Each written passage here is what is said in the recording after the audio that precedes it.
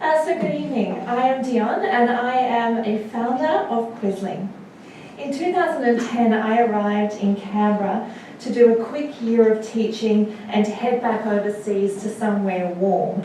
Flash to 2018, and I'm here to say that home is where the startup is.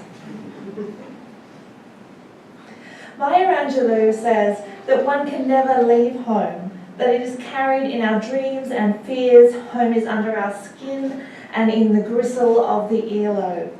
In this sense, teaching is my home. When I was 6, I would dress my sister up in my school uniform and make worksheets for her.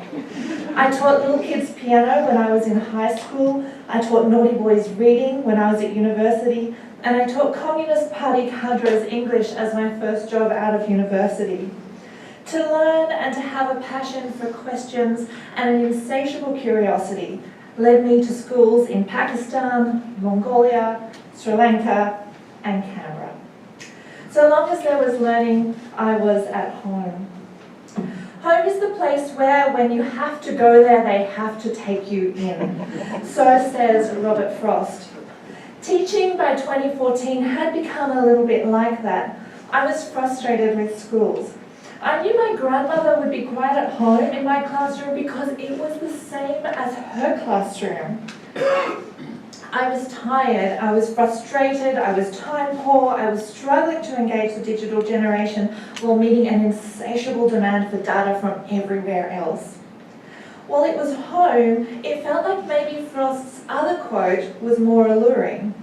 So when the two roads diverged, I took the one that was less travelled by, and indeed, it has made all the difference. It turns out that home is maybe not so much what we know. It is somewhere where we're going and where we have never been before. Quizling was born in the middle of a Canberra winter in 2014.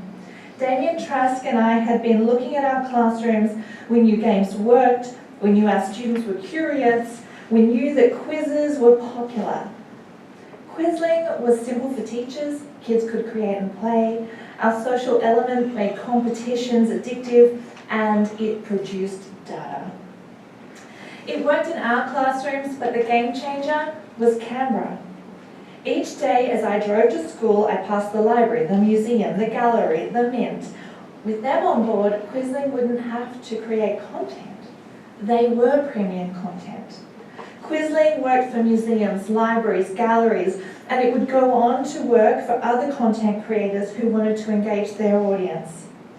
But the world of startups was not where I came from.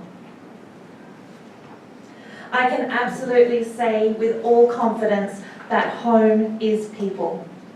Enter Sylvia Tulloch, Nick McNaughton, Craig Davis, Anna Pino, Sharon Smith, the Griffin Accelerator, the ACT government, and all of the founders, coders, designers, builders, makers, and dreamers that are now known as Sebring. They saw the passion for curiosity, the beginnings of a business, and they gave us, and they gave me, directions to a place I had never been before. Some of it was wonderful, like behind the scenes of Versailles at the NGA or on stage in Texas at South by Southwest, and some of it was not anything to do with a spreadsheet. But by the end of 2015, home was people. Many people have said that Quizling could only come from Canberra, and I believe that. It is a global city where people will still have coffee with you. It is the centre of education with the best teachers in the land, 4 universities, our national collections of art, literature and history. It is brimming with stories and learning, and the thousands of quizzes being played on Quizling hint at more. It turns out that while New York might be a state of mind, Canberra is an irrevocable condition. Home is where the startup is, and as Quizling grows, and what started with curiosity and a twist of fate that was made solid by Canberra, that was given wings by Canberrans, and is now taking on the world, I wonder again about home. Home is where the startup is, and that startup now works with teachers around the world. It is a partner with one of the global Big 4 IT companies.